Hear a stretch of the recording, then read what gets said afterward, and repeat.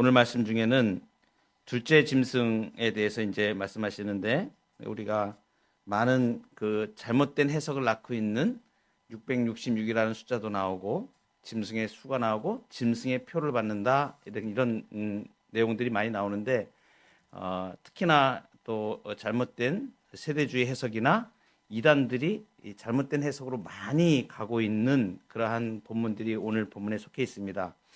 13장 요한계시록 13장은 짐승이라 그랬죠. 그래서 지난 시간에 우리가 1절부터 10절까지 첫째 짐승의 정체에 대해서 우리가 살펴보았습니다. 첫째 짐승은 용에게 사탄을 상징하는 거죠. 사탄에게 권세를 받아서 그걸 실행하는 자라 그랬죠. 그래서 실질적인 그 존재로 말하면 이 요한계시록 당시에는 로마 제국의 황제를 말한다 이렇게 봤고, 더 구체적으로 말하면 그 상징적인 인물로 말하면 네로 황제를 꼽을 수 있다고 이렇게 말씀을 드렸습니다.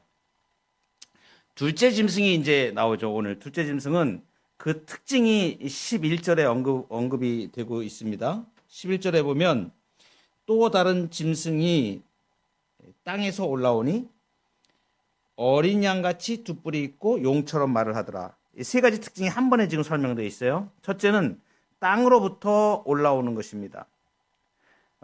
이 짐승의 특징이, 첫째 짐승은 어디서 왔죠? 바다.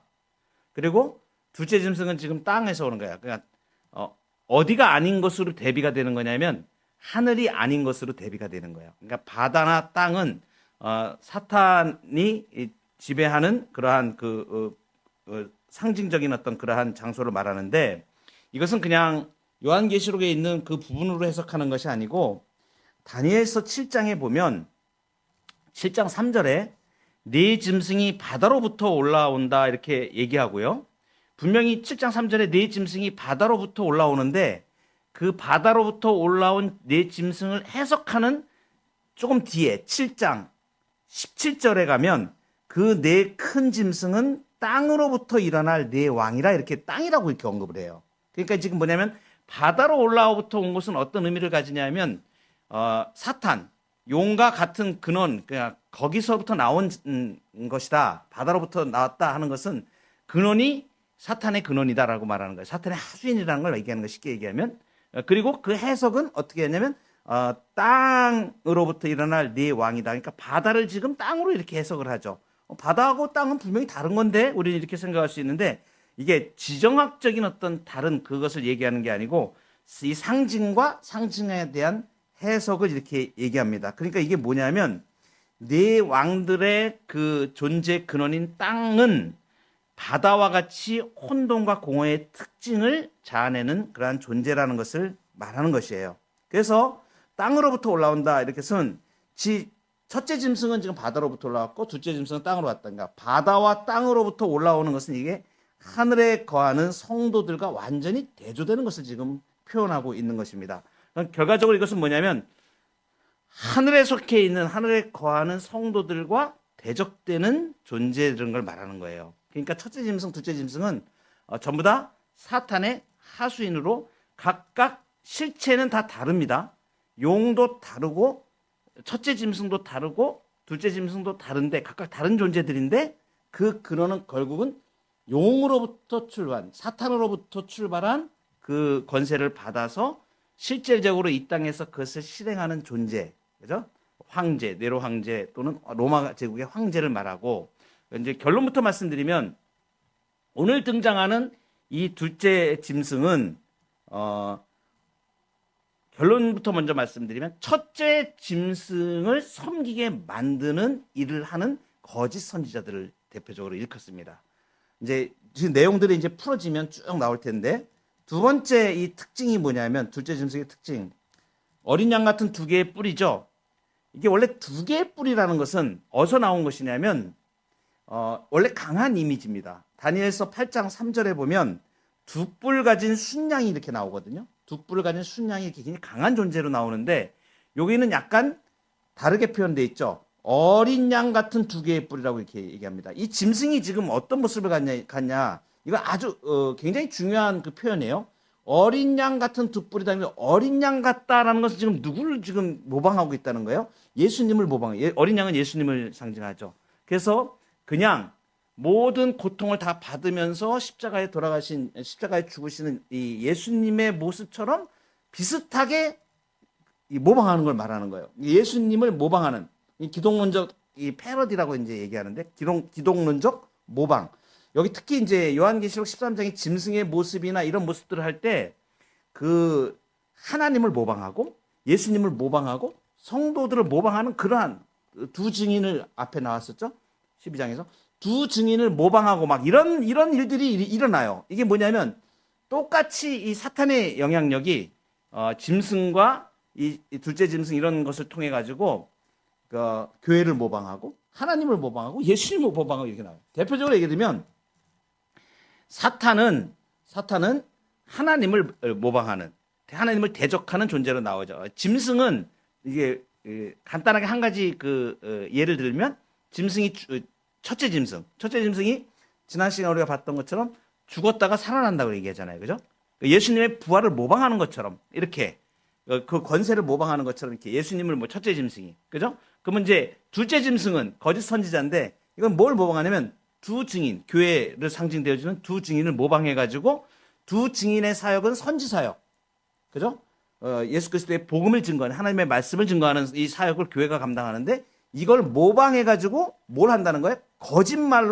사탄의 거짓말로 미혹을 한다는 거예요, 사람들을. 이 역할을 하는 것이 둘째 짐승, 거짓 선지자 역할입니다. 그러니까 철저하게 하나님을 모방하고 예수님을 모방하고 교회를 모방하여 미혹을 하는 그러한 존재들이 지금 용 그리고 첫째 짐승, 둘째 짐승 이렇게 가고 있다는 것이죠. 이 어린 양 같은 두 개의 뿔은 이게 실제로는 이 둘째 짐승이 유약한 어린 양처럼 이렇게 이미지를 상대를 속이기 위해서 이렇게 유약한 것처럼 하지만 사실은 두 뿔을 가진 그 순양처럼 굉장히 치명적인 그 공격을 하는 이러한 존재다 이렇게 말하는 것이죠. 그래서 성도들이 이렇게 위장된 거짓 선지자 둘째 짐승의 속임수에 미혹되지 않도록 조심해야 될 것을 말하는 거예요. 특징 세 번째가 용처럼 말하는 겁니다. 용처럼 말한다. 용은 옛뱀입니다. 이 옛뱀은 거짓의 압이에요. 거짓말로 모든 하나님의 말씀을 다 거짓말로 바꿔버리는 이게 사탄이죠.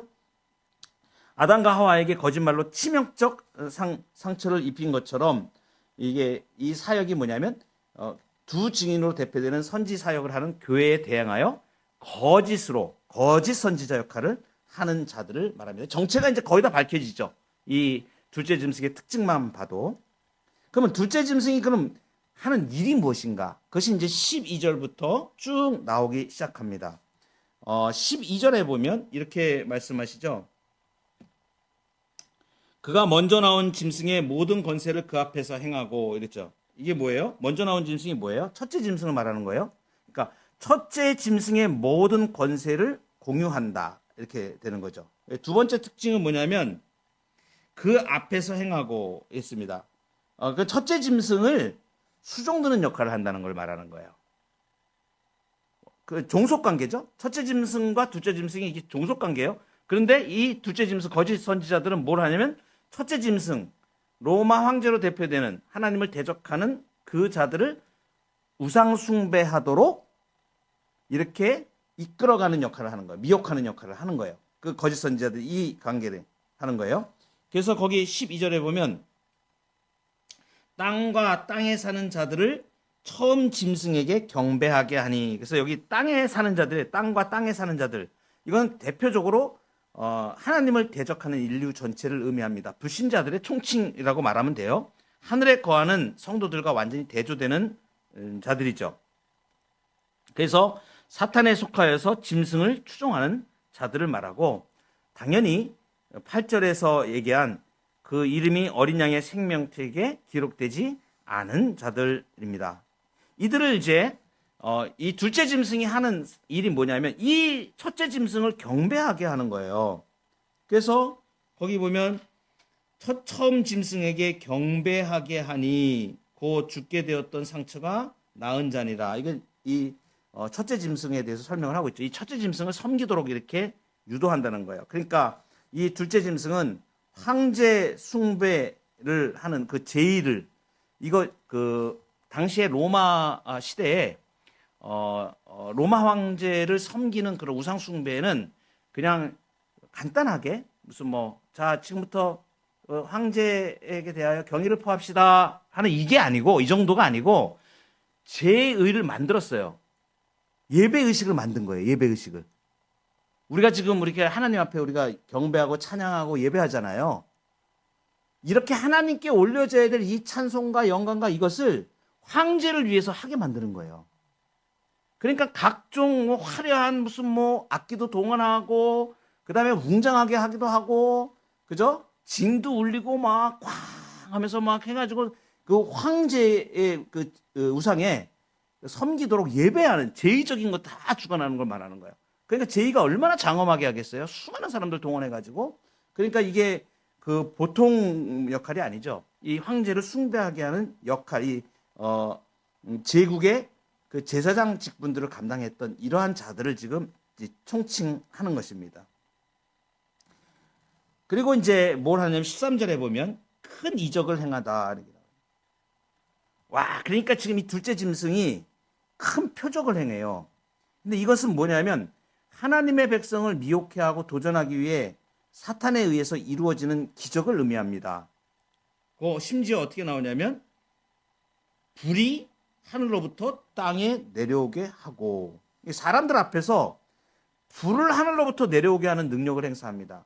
물론 이제 문자적으로 그냥 불이 막 이렇게 내려오는 그런 이적을 시연한다 이런 문자적인 의미보다는 그 뒤에 나오는 문맥을 보면 이들이 하는 그러한 이 기적이라는 것이 사탄이 어떻게 사람들을 미혹하는가를 알 수 있어요.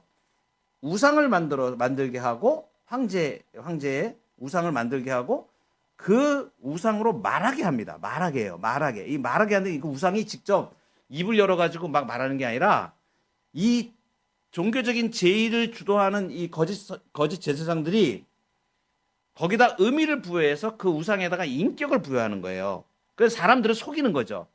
여러분 영화를 보다 보면 로마의 그 황제를 섬기는 이제 황제 상을 이렇게 만들고 그 바울이라는 영화에서도 그게 나와요. 그 로마 사람들이 로마 장군이 이렇게 숭배를 하는데 황제의 우상을 이렇게 놓고 그 우상에서 눈에서 막 빛이 이렇게 나오는 걸로 이렇게 영화에 이렇게 나오죠. 이게 뭐냐면 그렇게 그 우상에게 인격을 부여해 가지고 그 우상이 그 신인 것처럼 그렇게 사람들을 조장하는 거예요. 미혹하는 거예요. 그래가지고 예를 들면 그런 제의의식을 통해 가지고 막 소리를 내고 황제 우상이 이렇게 우상이 있는데 거기에 막 음악을 갖다가 크게 웅장하게 해가지고 막 그러면서 다 같이 경배합시다 하고 막 찬양하고 막 이러는데 소리가 막 나고 이러면 사람들에게 착시 현상이 일어날 수도 있잖아요. 그래서 막 그 우상이 그 동상이 아무 말하는 것 같기도 하고 막 이렇게 조장하는 거죠. 막 이렇게. 여러분 그런 경험 안 해보세요? 사람들이 굉장히 많은 모인 그 어떤 그 큰 모임에 가서 이렇게 보면 그걸 이제 아무것도 아닌데 그 이제 이렇게 만들어 가지고 음악이라든가 조명이라든가 막 이런 걸 사용을 하면 그것이 무슨 굉장한 것처럼 이렇게 착각 현상들이 사람들이 일어납니다. 이런 것들을 다 총칭하는 거예요. 그러니까 이 제의적인 이러한 부분들을 통해서 사람들 앞에서 불을 하늘로부터 내려오게 한다. 사실은 이건 이제 패러디라고 보는데 모방이죠.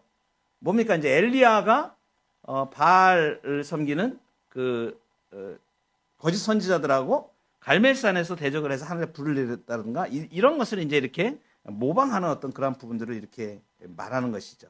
그리고서 이제 땅에 사는 자들을 미혹하는데 그 대표적인 이제 이 둘째 짐승이 하는 역할이 14절 짐승 앞에서 받은 바 이적을 행함으로 땅에 거하는 자들을 미혹하며 땅에 거하는 자들에게 이르기를 칼에 상하였다가 살아난 짐승을 위하여 우상을 만들라 하라. 칼에 상하였다가 살아난 짐승을 위하여 우상을 만들라. 이제 이게 누구 말하면 네로 황제가 당시에 실제로 이제 있었던 일이죠. 네로 황제가 자기가 그 칼로 목을 찔러서 죽었습니다. 그 이후에 네로의 기한이라든가 그 당시에 있었던 이야기들이에요. 그러니까 뭘 만들어내는 거예요? 네로 황제가 살아났다? 이렇게 이제 만드는 거죠. 그리고 이제 뭐 다음 황제가 이렇게 나타나면 그 황제들로 인해서 다시 또 우상 숭배를 하게 하고 이런 일들을 막 자행하는 것을 말합니다. 그러니까 이게 뭐예요? 짐승이 다시 살아난 것처럼 이렇게 만든 게 뭐예요? 예수님이 부활한 것처럼 이 로마 황제가 죽었다 살아났다 막 이런 네로의 기한이라든가 이런 말을 막 이제 사람들로 이것을 믿게 만드는 거예요. 그러니까 우리가 지금 생각할 때는 이게 무슨 뭐 우리가 뻔한 거짓말이다 이렇게 생각할지 모르지만 당시에 이 고대에 있던 사람들은 그러한 말을 들으면 여러분 당시에 이제 사람들이 얼마나 이 우매하냐면 미혹하는 말에 굉장히 약합니다. 특히 이제 이 불신자들 같은 경우 땅에 거하는 자들이라고 이렇게 요한계시록에 보면 이 사람들은 그런 걸 굉장히 당연하게 생각을 해요. 받아들여요. 그래서 이제 그 사단이 그들을 미혹하는 거죠.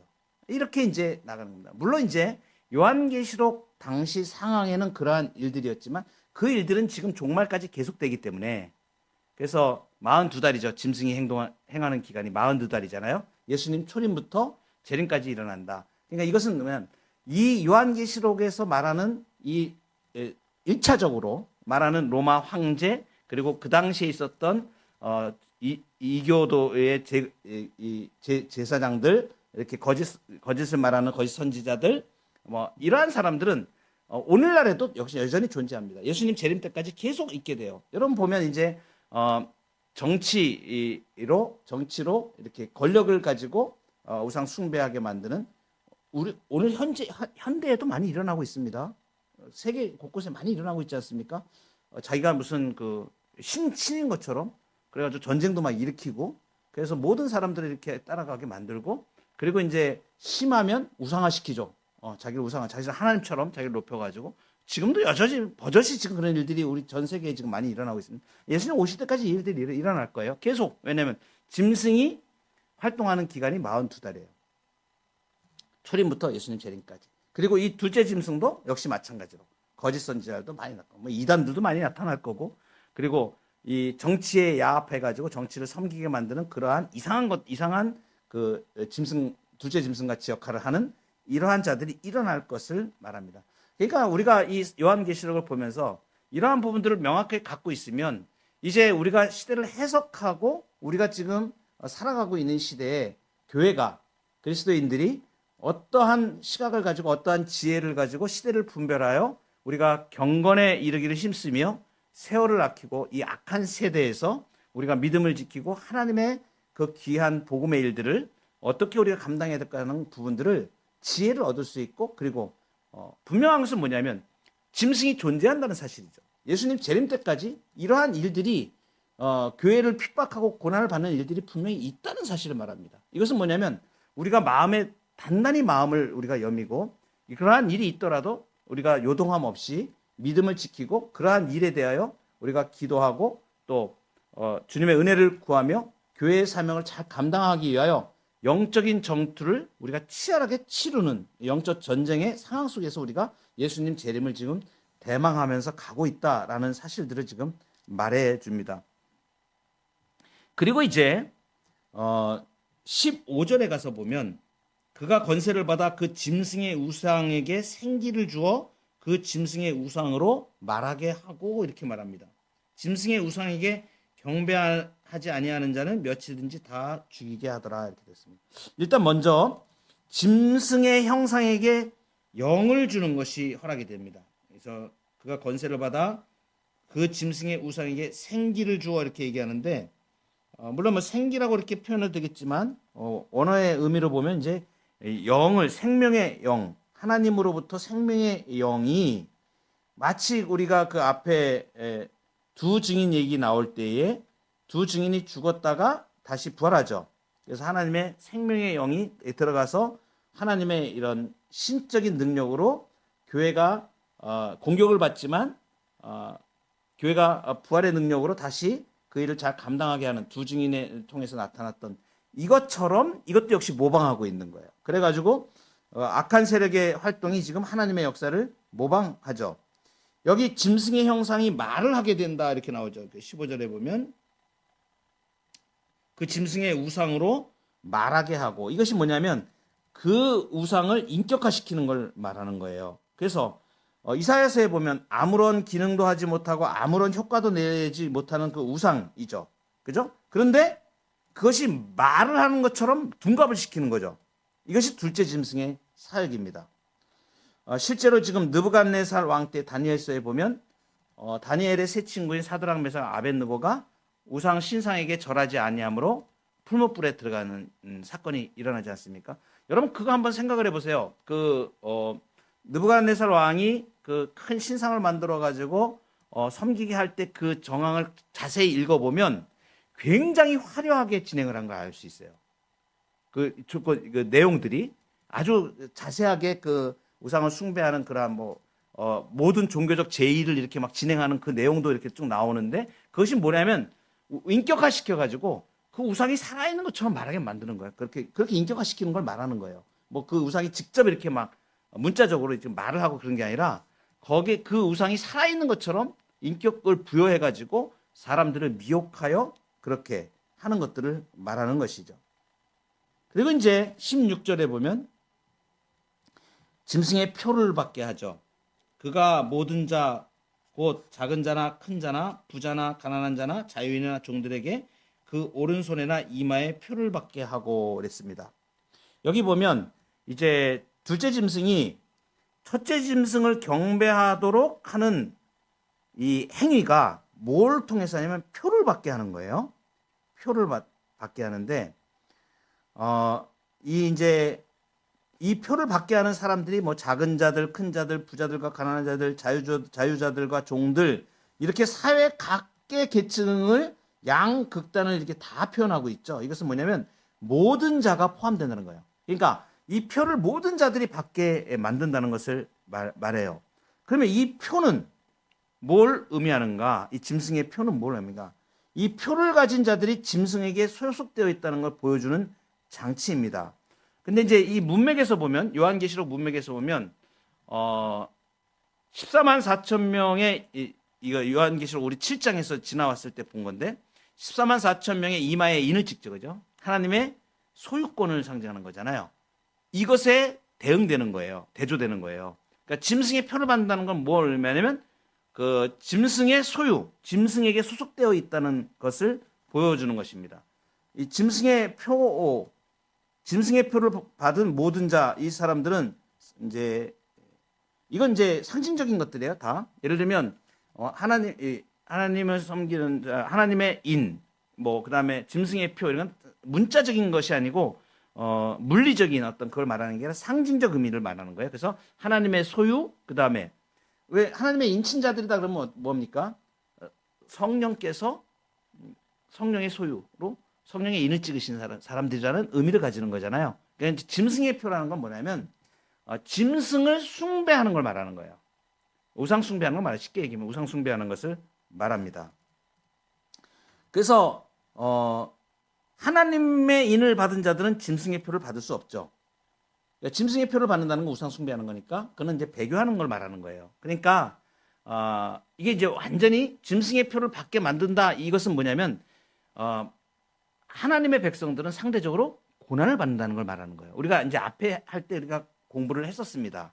어떤 부분이냐면 당시에 로마 제국이 그리스도인들이라 그래가지고 경제적인 제재를 그 로마 황제로부터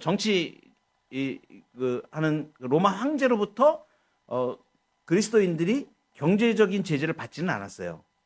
직접 표방하지는 않았습니다. 첫째 짐승은 그 일을 안 한 거예요. 근데 누가 하는 거예요? 그 일을 둘째 짐승이 한다 그랬죠. 이 둘째 짐승이 뭐냐면 각 지역에 이 황제를 위해서 우상 숭배를 하게 만드는 이러한 조직들이 있어요. 엘리트 집단들이 당시에 이러한 사람들이 황제를 숭배하도록 이렇게 말하는데 대표적으로 길드라고 하는 상업 조직을 가지고 있었습니다. 거기에 들어가지 못하면 이게 매매를 못하는 거예요. 근데 거기 길드에 속해 있는 모든 사람들은 전부 다 황제를 숭배하는 사람들이에요. 그러니까 자동적으로 이 경제 시스템을 이해해 보면 무역상들과 소매상인들 이 사람들이 황제 숭배에 대한 충성도가 증명되지 않으면 거래 행위가 금지됐거든요. 그러니까 짐승의 표를 받지 않은 자들은 사고 팔 수 없다. 이 말은 지금 뭐냐 하면 우상 숭배하지 않는 사람들은 이 경제 시스템에서 제외된다는 것을 말하는 거예요. 그래서 지금 요한계시록 우리가 그 2장, 3장 거기 보면 7교회 얘기할 때 경제적으로 굉장히 그 빈곤한 일에 처하게 된 거 있잖아요. 바로 이 영향 때문에 그런 거예요. 이런 그 배경들이 연관이 돼 있는 것입니다. 짐승의 표를 받지 않으면 받지 않은 자들은 사고 팔 수 없다. 이런 것을 잘못 해석하는 예가 있습니다. 그것이 뭐냐면 이제 요한계시록을 잘못 해석해가지고 베리칩이라고 그래가지고 그 칩을 받지 않으면 사고 팔 수 없다는 방식으로 이해하고 그것을 해석하는 사람들인데 이것은 성경적으로 잘못된 해석입니다. 분명하게 우리가 이제 알 수 있는 것은 그러한 경제 시스템의 우상 숭배를 통하여서 그 자기들의 그 이익을 그대로 유지하려고 하는 그러한 당시의 경제 시스템을 알고 보면 성경적으로 이렇게 베리칩이라는 걸 받지 않으면 사고 팔 수 없다 이런 식으로 해석하고 하는 것들은 매우 잘못된 해석이고 본문의 의도와 전혀 관계 없는 것임을 우리가 분명히 이렇게 이제 알 수가 있습니다. 그래서 이 요한계시록을 정확하게 이렇게 해석하는 이러한 부분들을 우리가 명확히 갖고 있어야 다른 방식의 잘못된 해석으로 가지 않고 바른 말씀의 진리를 우리가 알 수가 있습니다. 이제 17절로 가보죠. 중요한 문제를 다룰 텐데 16절에 보면 그가 모든 자 곧 작은 자나 큰 자나 부자나 가난한 자나 자유인이나 종들에게 그 오른손에나 이마에 표를 받게 한다 그랬죠. 그 오른손이나 이마에 표를 받게 한다 이런 것은 이제 하나의 그 희화되는 비교하는 방식인데 당시에 그 악한 영의 세력으로부터 유대인들이 왼손에 이렇게 차고 그다음에 이마에 경문을 붙인다 그래요. 경문 조그만 상자 있는 그 경구를 쓴 그런 걸 붙이고 이제 이렇게 한 것을 이제 인용해서 쓰는 방식으로 이렇게 오른손이나 이마에 표를 받겠다 이렇게 이제 왜냐하면 표시가 분명히 나는 거죠. 그러니까 짐승의 표를 받는 거 표시가 분명하게 나는 거예요. 뭐냐면 우상 숭배하는 자들은 분명히 표시가 나잖아요. 그죠? 행위로 몸으로 거기에 참석해야 되고 제의에 참석해야 되고 이런 것들은 이제 표현하는 것이죠. 그리고 이제 17절로 들어가면 이렇게 말씀하십니다. 누구든지 이 표를 가진 자 외에는 매매를 못하게 하니 이 표는 곧 짐승의 이름이나 그 이름의 수라 이렇게 얘기합니다. 이거 잘 보세요. 이 표가 짐승의 이름 혹은 이름의 숫자라고 이렇게 얘기합니다. 이름의 숫자 이렇게 얘기해요. 이게 지금 동격이에요. 짐승의 이름하고 그 이름의 숫자 이게 동격으로 지금 사용되고 있어요. 이게 이제 어떤 의미냐면 그 짐승의 이름의 수라고 할 때 이름의 수라는 것은 뭐냐면 이름을 숫자로 표현하는 거예요. 이걸 어떤 방식이라고 얘기하냐면 게마트리아 방식이라고 그러는데 이름을 숫자로 표현해요. 그러니까 이제 그 헬라어 알파벳하고 히브리어의 알파벳에 각각의 그 알파벳마다 숫자가 있습니다. 고유 숫자가 있어요. 모는 50, 모는 200, 뭐 이런 식으로. 그러니까 좀 특이하죠. 그래서 그 숫자로 이름을 표기하는 방식을 게마트리아 방식이라고 합니다. 이게 이제 왜 가능한 부분이냐면 헬라어나 히브리어에 그 알파벳마다 숫자가 부여있기 때문에 이게 가능한 건데 이 숫자 값을 가지고 있다는 사실에 해서 그 이름의 알파벳의 숫자에 해당되는 걸 다 더해요. 그러면 그 이름의 수가 나와요. 이걸 게마트리아 방식이라고 얘기합니다. 예를 들면 이제 이런 거죠. 고대 그 폼페이 벽화에 나는 그의 이름이 545인 그녀를 사랑한다라는 문구가 있어요. 역사적으로 이제 다 이거 증명이 된 겁니다. 그럼 발견됐어요. 분명하죠. 나는 그의 이름이 545인 그녀를 사랑한다. 이렇게 되어 있는 건 545라는 숫자가 사람의 이름 숫자라는 거는 얘기하는 거예요. 그러면 이제 알파벳 더하기 숫자를 해가지고 545가 나오는 그 이름이다 이거죠. 그러니까 이 숫자 자체가 뭘 말하냐면 그 사람의 이름을 말하는 거예요. 숫자 자체가. 그래서 이제 여기 17절에 보면 그 이름의 수라는 것은 바로 짐승의 이름을 숫자로 표현하는 게마트리아 기법을 나타내는 것인데, 그래서 이름의 숫자가 그 짐승의 이름 그 자체가 되는 거예요. 이름의 숫자가. 그래서 이제 이렇게 말씀하시죠. 18절에 가면 지혜가 여기 있으니 총명한 자는 그 짐승의 수를 세어보라. 여기 짐승의 수를 세어보라 그랬죠. 짐승의 수를 세어보라는 것은 짐승이 몇 마리인가 그 수라는 얘기 아니고 짐승의 이름하고 그 앞에 17절에 이름의 수를 축약한 표현이 짐승의 수를 말하는 거예요. 그러니까 이 짐승을 이름으로 나타냈는데 숫자로 나타냈는데 그걸 추적해 보라는 뜻이 되는 거예요. 그러니까 이건 뭐냐면 짐승의 수를 세게 하라. 이것은 그 숫자에 해당하는 이름을 가진 인물을 추적해 보라는 얘기예요. 추적해 보죠. 그리고 18절에 그 숫자는 이렇게 나와요. 그것은 사람의 수니 이렇게 돼 있죠. 우리 개역 성경에는. 그런데 이건 또 원문에는 아주 더 정확하게 나와요. 그 숫자는 한 사람의 수라고 이렇게 표현돼 있어요. 원문에 보면. 그러니까 우리가 이제 우리 개역 성경에는 그냥 사람의 순이 이렇게 되니까 약간 이렇게 의미가 좀 약간 뭐 괜찮은 표현이긴 하지만 원문으로 뜨면 더 정확해요. 그 숫자가 한 사람의 수라고 얘기해요. 한 사람. 한 사람의 수라고 이렇게 돼요. 그래서 그건 뭐냐면 아예 그냥 어떤 인물을 딱 지칭하는 거죠. 그 사람이야 이렇게 딱 말하는 거죠. 한 사람. 그러니까 어떤 인물을 딱 가리키고 있는 거죠. 그 이름에 해당하는 그 수가 얼마예요? 666이라고 구체적으로 제시합니다. 이제 답이 나온 거죠. 게마트리아 방식에 의해서 666이라는 그 알파벳 숫자를 더해서 그 이름이 되는 그 한 사람, 딱 아주 실존 인물을 정확하게 지칭한다라는 걸 알 수 있죠. 그래서 지혜 있는 자는 세어보라 이렇게 얘기한 겁니다. 한 가지 여기서 이제 조심해야 될 게 많은 사람들이 이 666이라고 이렇게 읽는 사람들이 있어요. 잘못된 겁니다. 원문에는 분명히 어떻게 되어 있냐면 666이라고 말해요. 이게 게마트리아 숫자를 얘기하는 거거든요. 근데 이게 666 이렇게 이야기하면 다르게 해석하는 쪽으로 나갈 수 있기 때문에 숫자로 그냥 66이 아니에요. 666을 의미하는 거예요. 뭐냐면 알파벳에 있는 그 숫자 값을 더해가지고 나오는 숫자가 666이라는 걸 말하는 거예요. 그러니까 이건 조심해야 될 부분이에요. 그 원리에 의해서 그러면 666이라는 숫자를 역추적해가지고 그 한 사람이 누구인지를 파악할 수 있다는 얘기죠. 파악을 합니다. 그런데 우리가 이제 여러 사람이 있을 수가 있잖아요.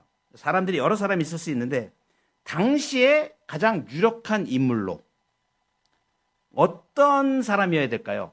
우리가 앞에 지금 짐승에 대해 쭉 그 특징과 역할을 다 설명했잖아요. 그 첫째 짐승이.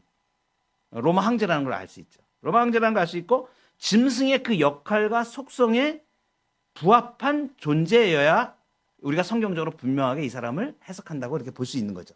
그래서 지금 이 조건을 충족시킬 수 있는 당시의 유력한 인물로 네로가 있습니다. 네로 황제. 네로 황제의 이름이 네로 케사르예요. 이게 이제 이 헬라어 이름을 히브리어로 네로 케사르라고 음역한 것을 그 히브리어 값, 알파벳 값으로 다 더하면 정확하게 666이 나옵니다. 그래서 이 숫자의 조합을 통해서 666이라는 게 지금 네로 황제를 가리킨다라고 신학자들이 거의 대부분 일치된 해석들을 지금 하고 있죠. 저도 역시 동일하게 이 해석을 따릅니다.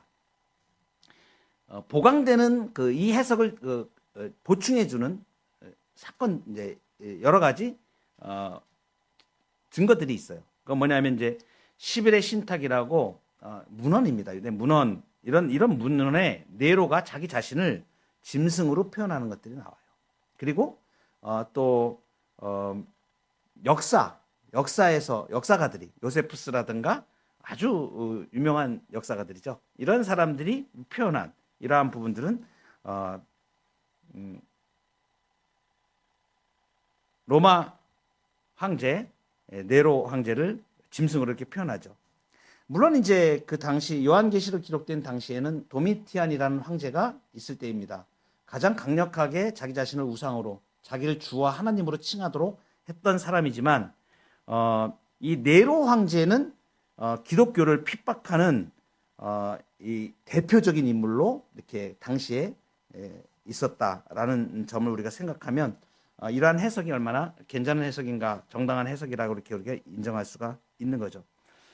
짐승의 표를 받는다는 것은 뭘 말하냐면 로마 제국 황제의 숭배를 받아들여서 그의 소유로 우상 숭배함으로 그의 존재를 인정하는 것을 말합니다.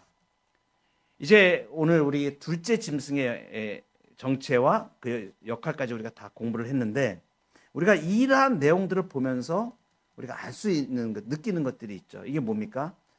종말의 시대에 성도들을 핍박하고 또는 많은 사람들을 미혹하기 위하여 얼마나 사단이 강력하게 역사하는 걸 우리가 보는 거예요.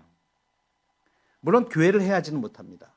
하나님의 교회는 주님의 몸된 교회로 두 증인을 보호하시고 하나님께서 보호하시고 끝까지 승리하게 하시지만 우리가 잊지 말아야 될 것은 사단이 굉장히 강력한 술수로 사람들이 다 따를 수밖에 없는 그러한 미혹 그리고 권세를 가지고 그 권세를 가진 자에게 우상 숭배하게 만들고 하나님 외에 그것을 따라가도록 이렇게 이 마귀가 그러한 미혹 행위와 이러한 일들을 또는 거짓 선지자로 미혹하고 또 큰 표적들 사람들이 보기에 와 할 정도의 그러한 일들을 기적 같은 것들을 막 일으키면서 사람들을 미혹하는 것을 말해요.